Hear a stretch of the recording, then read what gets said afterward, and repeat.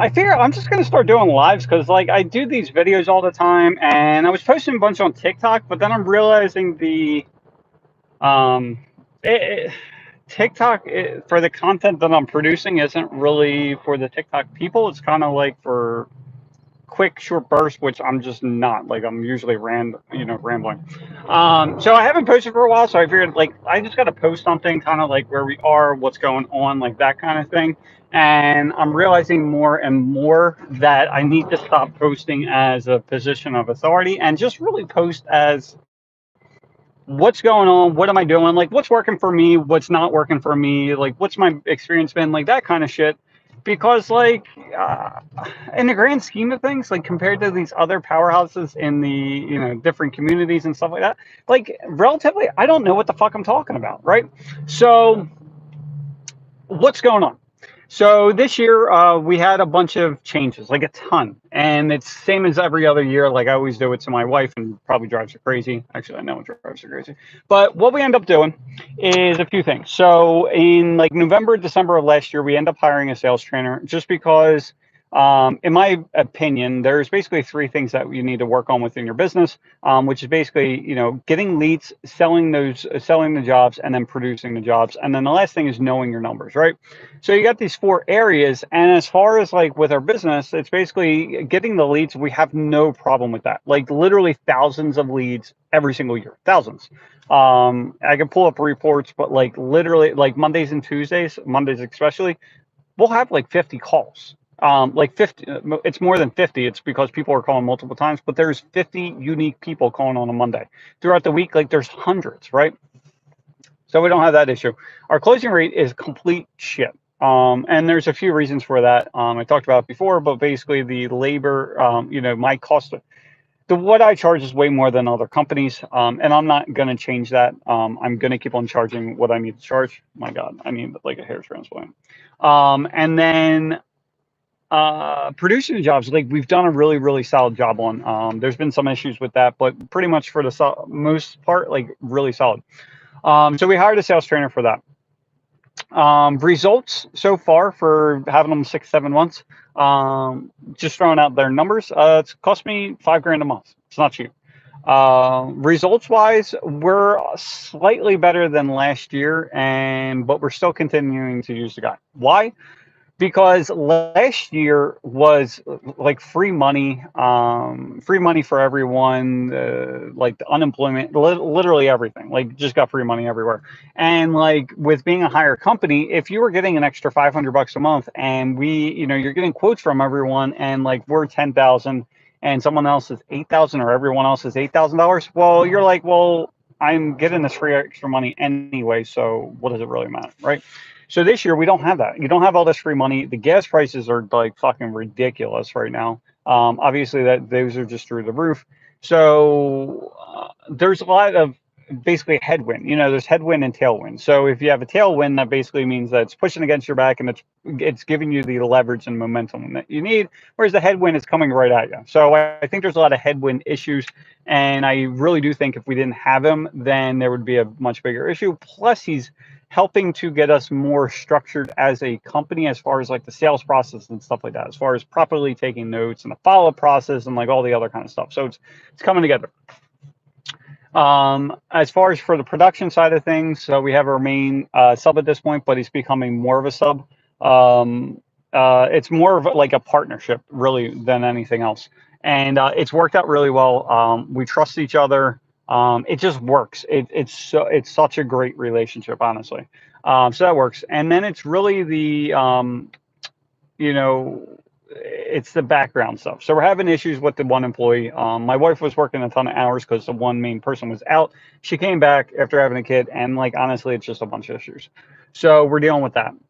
So now I was getting so pissed off, like so upset, and I'm like, if you can't fucking do your job, just go, like just leave, just go somewhere else.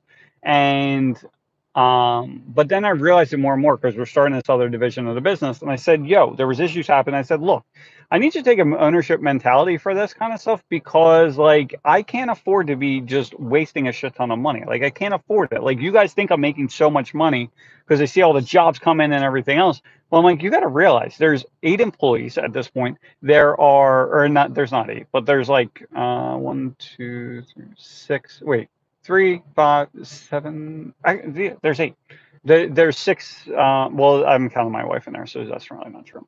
Anyway, but like we're not making all this money, so I can't really afford I can't afford this, right? So I can't afford these mistakes. I'm explaining like I don't care about saying numbers. I'm like, look, for an average order, we're only making like $400 from this like this new thing that we're doing, $400 or $500, something like that. So if you waste this and you waste this, like you're literally cutting 25% of profit. Not to mention I still got to pay for the 3 of you in the warehouse to do this shit, right?